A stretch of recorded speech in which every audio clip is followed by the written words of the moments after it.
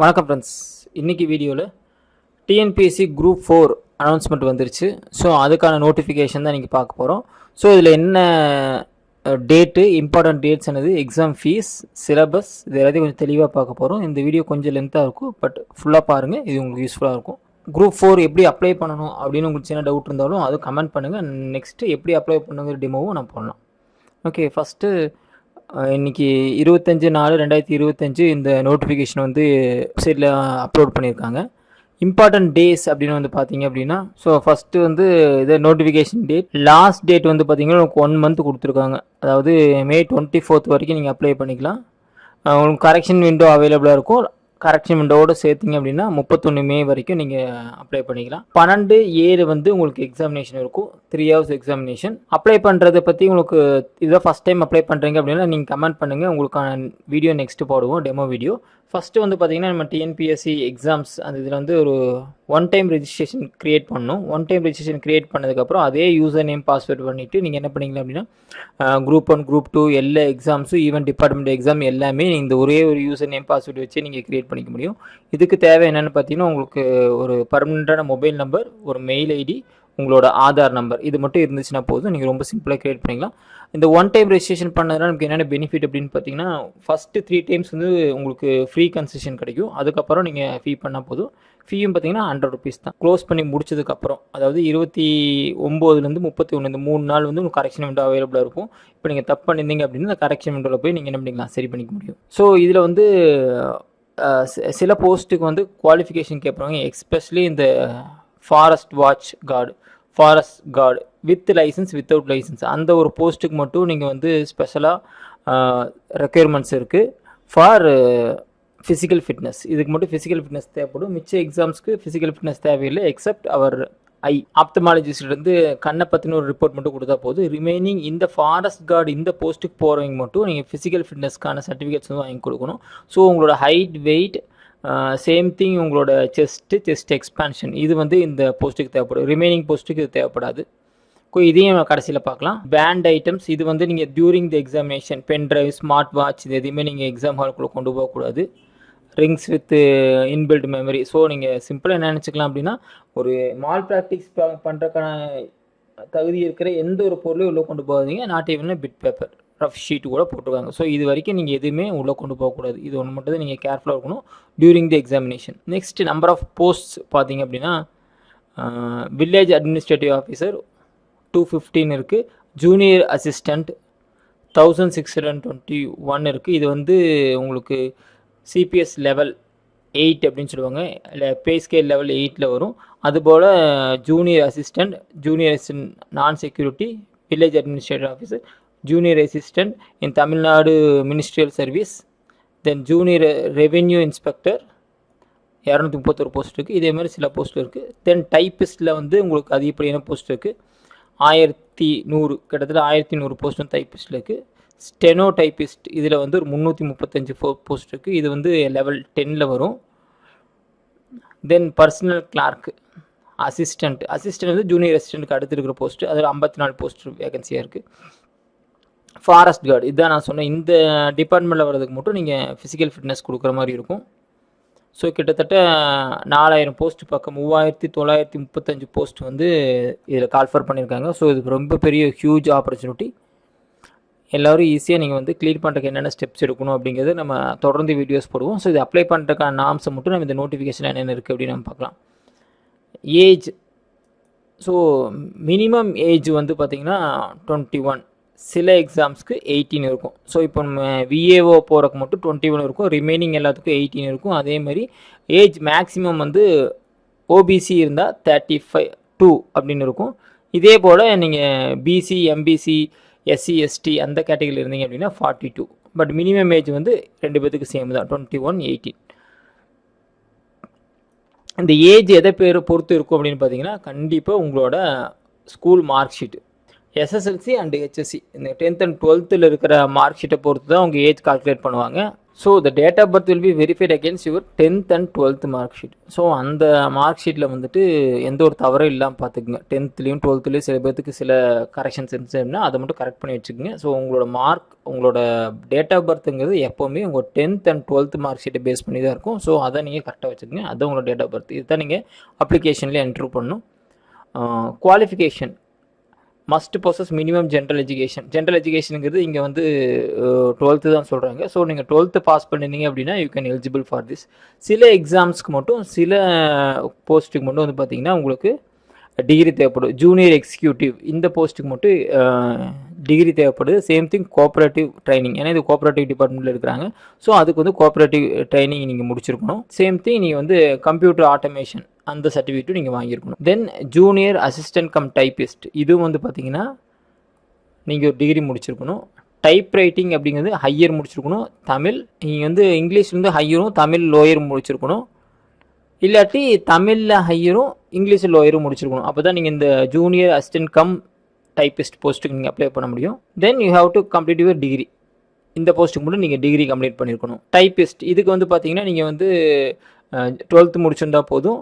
Same thing நீங்கள் வந்து senior or higher or lower Tamil and English வந்து கம்ப்ளீட் பண்ணியிருக்கணும். ஸோ ஒவ்வொரு போஸ்ட்டுக்கும் தகுந்த மாதிரி, ஒவ்வொரு டிபார்ட்மெண்ட்டுக்கும் தகுந்த மாதிரி உங்களோட குவாலிஃபிகேஷன் வந்து மாறுபடும்.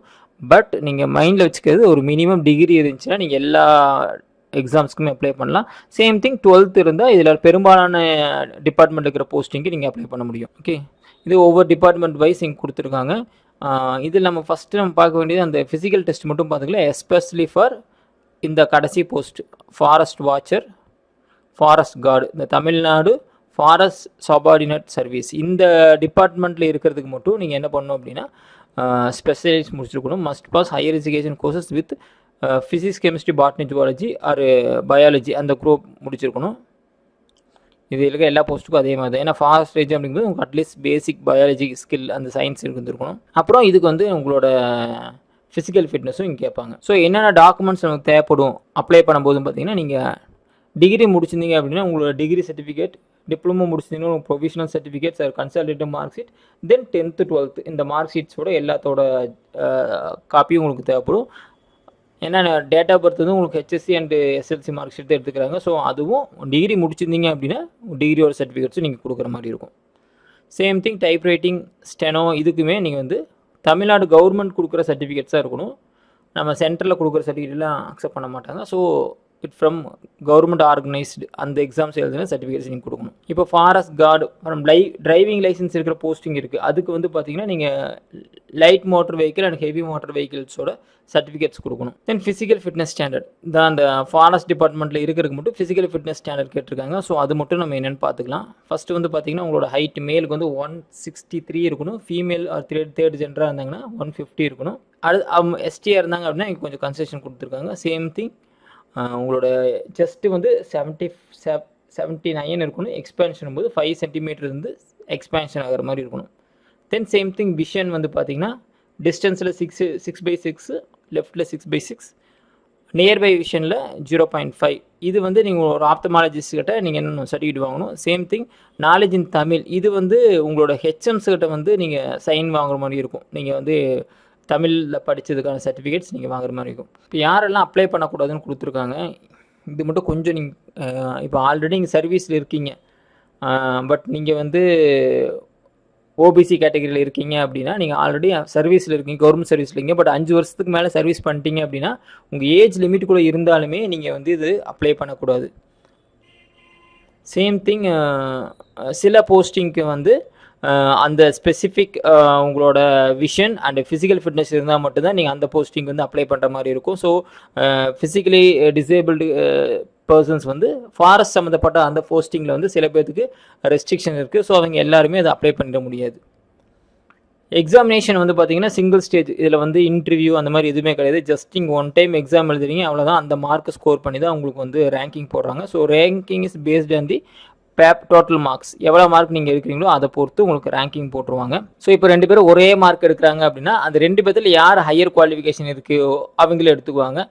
சேம் திங் இப்போது டைப்பிஸ்ட் ஆர் ஷார்ட் ஹேண்ட் போகிறீங்க அப்படின்னா நீங்கள் வந்து அந்த குவாலிஃபிகேஷனை பொறுத்து அந்த இடத்துல வந்து ஒரே மார்க் எடுக்கும்போது அந்த டிஸ்பாரிட்டிஸ் வந்து சரி பண்ணிடுவாங்க. இப்போ எல்லாமே ஓகேவாக இருக்குது, 2 பேரும் ஒரே மார்க் தான் இருக்காங்க, மித்த எல்லாமே கரெக்ட் அப்படிங்கும்போது சீனியர் இந்த ஏஜ் கடைசியில் ஏஜை பொறுத்து யார் ஹையர் ஏஜில் இருக்காங்களோ அவங்களுக்கு வந்து குவாலிஃபிகேஷன் கிடைக்கும். ஓகே, நீங்கள் மித்த சர்டிஃபிகேட்ஸ் எல்லாமே இதில் நீங்கள் அப்லோட் பண்ணணும். அதுக்கான டீட்டெயில்ஸ் எல்லாமே உங்கள் நெக்ஸ்ட் வீடியோவில் போடலாம். அடுத்தது marks and examination for sportsman. இப்போ ஸ்போர்ட்ஸில் கேம்ஸில் இருக்கீங்க அப்படின்னா உங்களுக்கு ஒரு ஸ்பெஷல் மார்க்ஸ் வந்து இங்கே கொடுக்குறாங்க.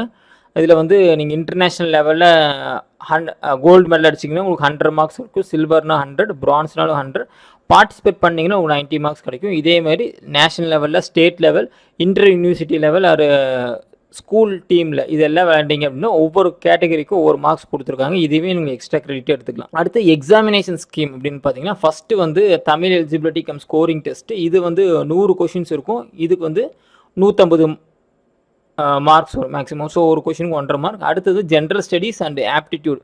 பார்ட் பி வந்து ஜென்ரல் ஸ்டடீஸ். இதில் வந்து 75 கொஷின்ஸ் வரும். Mental aptitude and mental ability test இதில் வந்து 25 கேள்வி இருக்கும். இது ரெண்டும் சேர்த்து 150 மார்க். ஸோ கேட்டமாக நீங்கள் 200 கொஷின் 300 மார்க்குக்கு 3 மணி நேரத்தில் எழுதுவீங்க. ஸோ 200 கொஷின் 180 நிமிஷத்தில். ஸோ இதுதான் நீங்கள் நினச்சிக்கோ, 180 நிமிஷத்தில் 200 கொஷின் அடிக்கிற மாதிரி இருக்கும். அதாவது ஒரு நிமிஷத்துக்கு ஒரு கொஷினுக்கு மேலே நீங்கள் அட்டன் பண்ணுற மாதிரி இருக்கும். ஸோ இதுதான் இந்த இடத்துல வந்து நம்மளோட வின்னிங் பாயிண்ட் இது தான். ஸோ எல்லாத்தினாலையும் அந்த 200 கொஷின்ஸே அடிக்க முடியும். பட் என்னென்னா அந்த 180 நிமிஷத்துக்குள்ளே யார் யோசித்து வேகமாக பண்ணுறாங்களோ அவங்களுக்கான வாய்ப்பு தான் இந்த இடத்துல வேலைக்கானதாக இருக்கும். மினிமம் பாசிங் மார்க் வந்து பார்த்திங்கன்னா 90 மார்க்ஸ். இது வந்து ஓஎம்ஆர் டெஸ்ட்டு தான். ஸோ ஓஎம்ஆரில் தான் எழுத போகிறீங்க. மினிமம் பாசிங் மார்க் வந்து 90 மார்க்ஸ் இருக்கும். இதில் வந்து கேண்டிடேட்ஸ் எப்படி இருக்கும் எழுதணும் அப்படின்னு பார்த்தீங்கன்னா கிட்டத்தட்ட நீங்கள் only candidate secure minimum qualify mark of 40%. நீங்கள் வந்து பார்ட் பிஎன்சியில் வந்து பேப்பர் திருத்தணும் அப்படின்னா அட்லீஸ்ட் நீங்கள் பார்ட் ஏல 60 மார்க் எடுத்துருக்கணும். ஸோ இங்கே வந்து உங்களுக்கு 150 மார்க் இருக்குது. 60 மார்க் நீங்கள் வந்து எடுத்தால் மட்டும்தான் பார்ட் பிஎன்சியை திருத்துவாங்க. ஸோ தமிழோட மார்க் வந்து ரொம்ப ரொம்ப எசென்ஷியல். தமிழோட மார்க்கை பொறுத்து தான் நீங்கள் எழுதியிருந்தீங்களா தான் அதை வந்து திருத்தருக்கு நீங்கள் போவாங்க.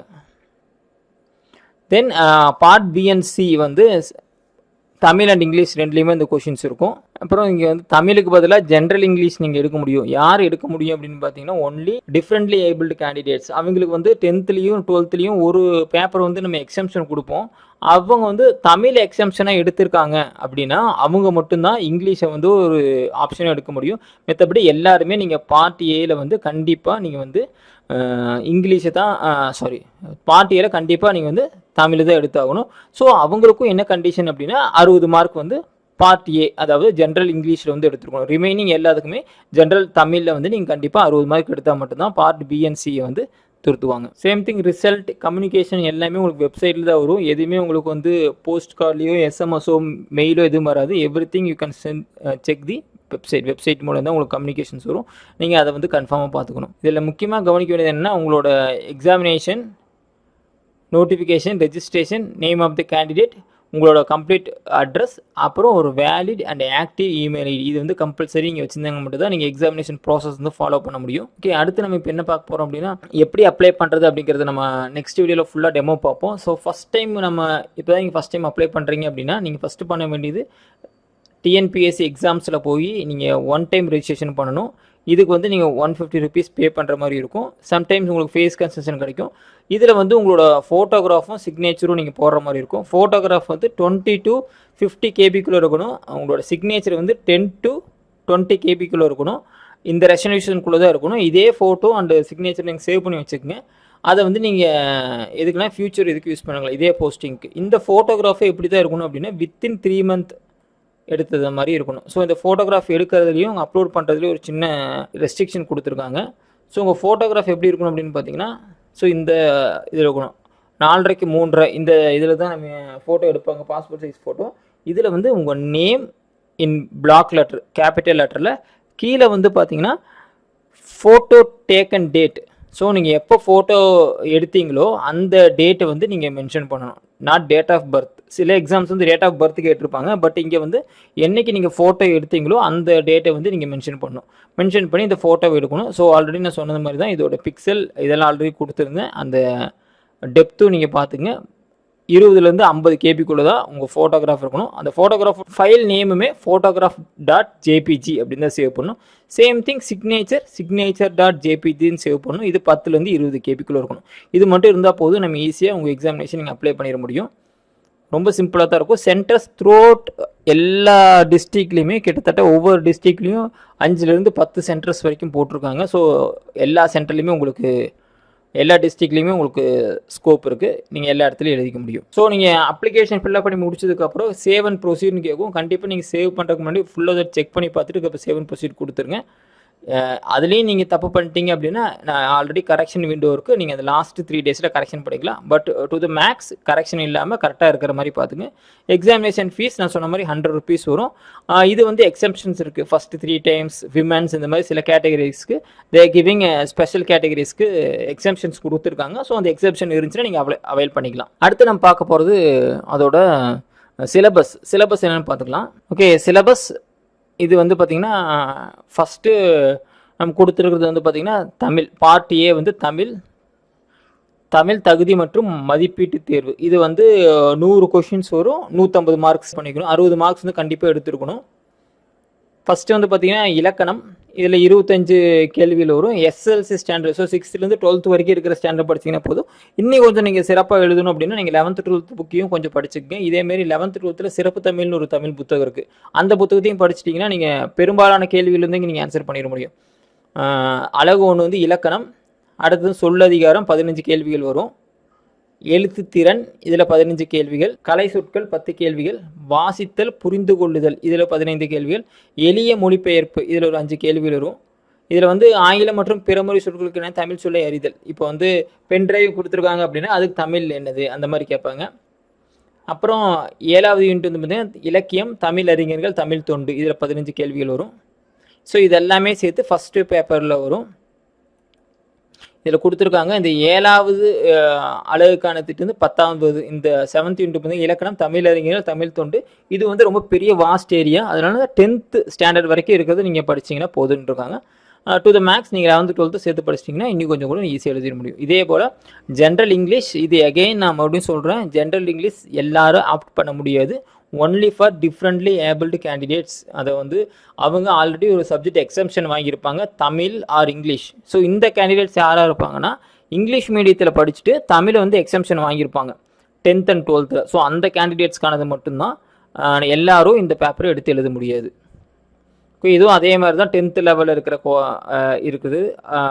இங்கிலீஷில் என்ன இருக்கோ அது ஃபுல்லாக வாங்கியிருக்கும். அடுத்து ஜென்ரல் ஸ்டடீஸ் பார்ட் பி. இதில் வந்து 75 கொஷின்ஸ் வரும். ஜென்ரல் சயின்ஸ் 5 கொஷின்ஸ் வரும். Geography 5 questions. History, culture, Indian national movements 10 questions. Indian polity 15 questions. So Indian polity நான் எகெயின் சொல்கிறேன், டிஎன்பிஎஸ்சி ப்ரிப்பேர் பண்ணுறீங்க, யூபிஎஸ்சி ப்ரிப்பேர் பண்ணுறீங்க யாராக இருந்தாலும் லக்ஷ்மிகாந்த்னு ஒரு புக் இருக்குது. கண்டிப்பாக அந்த புக்கை ப்ரிப்பேர் பண்ணிங்கன்னா இந்த 15 கொஷின்ஸும் நீங்கள் ஈஸியாக அடிச்சிட முடியும். ஸோ இந்தியன் பாலிட்டி பை லக்ஷ்மிகாந்த்னு ஒரு புக் இருக்குது. அந்த புக்கை நீங்கள் கண்டிப்பாக வாங்கிக்கிங்க.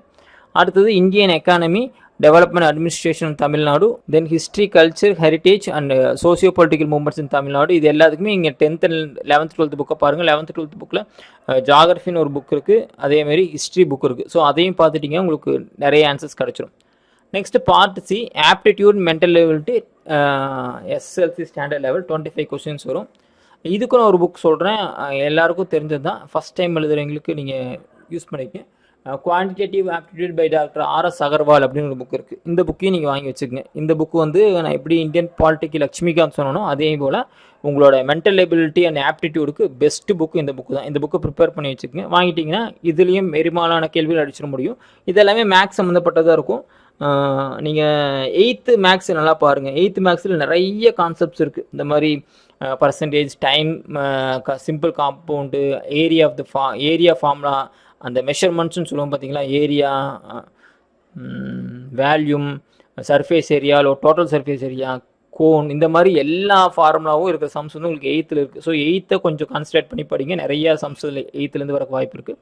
ரிமைனிங் நீங்கள் அந்த புக்கு நான் சொன்ன மாதிரி quantity aptitude by RS Agarwal அந்த புக்கு பார்த்துட்டிங்கன்னா உங்களுக்கு ஃபுல்லாக கிடச்சிடும். ஸோ டைமிங் நான் ஃபஸ்ட்டே சொன்ன மாதிரி தான், உங்களோட ஹால் டிக்கெட் நீங்கள் எடுத்துகிட்டு போகணும். அதே போல் ஒரு ஃபோட்டோகிராஃப் எதுக்கும் எடுத்துகிட்டு போய்க்கிங்க. அதே போல் உங்கள் லைசன்ஸு, பாஸ்போர்ட், ஏதாச்சும் ஒரு பர்மனண்ட் ஐடென்டி கார்டுக்காக, உங்களோட ஓட்டர் ஐடி ஏதாச்சும் ஒரு ஐடென்டி ப்ரூஃபுக்காக எடுத்துகிட்டு போயிருங்க. டைமிங் எப்போவுமே நீங்கள் 1 ஹவருக்கு முன்னாடி போகிறது ரொம்ப நல்லது. அப்புறம் எதையுமே நீங்கள் எக்ஸாமினேஷன் ஹாலுக்குள்ளே கொண்டு போகக்கூடாது. ஸோ 30 மினிட்ஸ் பிஃபோர் நீங்கள் முன்னாடியே போயிருங்க. 9:30 அப்படின்னா நீங்கள் ஒரு 8:30க்குள்ளே அங்கே அந்த சென்டருக்கு இருக்கிற மாதிரி போயிட்டீங்க அப்படின்னா பெரும்பாலும் நீங்கள் ரிலாக்ஸ் ஆகிடுவீங்க, எக்ஸாம் எழுதுறதுக்கு ஈஸியாக இருக்கும். ஸோ கடைசி நேரத்து ஹரிபரியை வந்து நீங்கள் தவிர்த்துருங்க. இதெல்லாம் சீக்கிரம் போயிட்டீங்க அப்படின்னா நீங்கள் ரிலாக்ஸாக இந்த எக்ஸாம் அட்டன் பண்ணிட முடியும். ஸோ ஆஃப்டர் எக்ஸாமினேஷன் டிஎன்பிஎஸ்சி நம்மளோட வெப்சைட் டிஎன்பிஎஸ்சி கவர்மெண்ட்லேயே ஆன்சர் கீ கொடுப்பாங்க, ஆன்சர் கீ சேலஞ்ச். அந்த சேலஞ்ச் இப்போ ஒரு கொஷினுக்கு வந்து நம்ம சரியான பதில் எழுதியிருக்கோம், ஆனால் அவங்க கொடுத்த கீழே வந்து தப்பாக இருக்குது அப்படின்னா நீங்கள் இதை வந்து நீங்கள் சேலஞ்ச் பண்ண முடியும். அதே மாதிரி ரெக்டிஃபை பண்ணுவாங்க. After that they're giving certificate, அப்புறம் physical standard test and endurance test for அந்த நான் சொன்ன மாதிரி ஃபாரஸ்ட் எக்ஸாமினேஷன் அவங்களுக்கு மட்டும் இருக்கும். ரிமைனிங் வந்து ஃபிசிக்கல் ஃபிட்னஸ் சர்டிஃபிகேட் மட்டும் நீங்கள் கொடுத்தீங்கன்னா போதும். ஃபிசிக்கல் சர்டிஃபிகேட் வெரிஃபிகேஷன், தென் ஃபிசிக்கல் ஸ்டாண்டர்ட்ஸ் இந்த ஃபாரஸ்ட் டிபார்ட்மெண்ட் சொன்ன பார்த்தீங்கன்னா அதில் மட்டும் நீங்கள் வந்து ஒரு மெடிக்கல் ஆஃபீஸர்கிட்ட சைன் வாங்குற மாதிரி இருக்கும், government medical officer. Same thing I ஃபிட்னஸ்க்கும் ஒரு ஆப்தமாலஜிஸ்ட்கிட்ட நீங்கள் சைன் வாங்குற மாதிரி இருக்கும். அப்புறம் ஸ்போர்ட்ஸ் நான் சொன்ன மாதிரி எந்தெந்த அசோசியேஷன்கிட்ட நீங்கள் ஸ்போர்ட்ஸில் வாங்கலாம் அப்படின்னா இந்த கீழே ஒரு 38 ஸ்போர்ட்ஸ் அசோசியேஷன் கொடுத்துருக்காங்க. ஸோ இந்த ஸ்போர்ட்ஸ் அசோசியேஷன்லேருந்து you can get the certificates whether your நீங்கள் வந்து இன்டர்நேஷ்னல் லெவலில் விளையாண்டுக்கலாம், நேஷ்னலாக, ஸ்கூல் லெவலாக, யூனிவர்சிட்டி லெவலாக அப்படிங்கிறத பார்த்து அந்த சர்டிஃபிகேட்ஸ் நீங்கள் பண்ண முடியும். ஓகே, ஐ ஹோப் இந்த வீடியோ உங்களுக்கு யூஸ்ஃபுல்லாக இருக்கும்னு நினைக்கிறேன். நீங்கள் ட்ரை பண்ணி பாருங்கள். உங்களுக்கு ஏதாச்சும் டவுட் இருந்துச்சுன்னா கீழே மறக்காமல் கமெண்ட் பண்ணுங்கள். அடுத்து இந்த குரூப் 4 எக்ஸாமினேஷன் எப்படி நம்ம வந்து ஸ்டெப் பை ஸ்டெப் நம்ம அப்ளை பண்ணலாம், வித் ஒன் டைம் ரெஜிஸ்ட்ரேஷனோட எப்படி அப்ளை பண்ணலாம் அப்படிங்கிற வீடியோவை நெக்ஸ்ட் வீடியோ பார்ப்போம். உங்கள் ஃப்ரெண்ட்ஸுக்கும் இந்த வீடியோவை ஷேர் பண்ணுங்கள். தேங்க்யூ.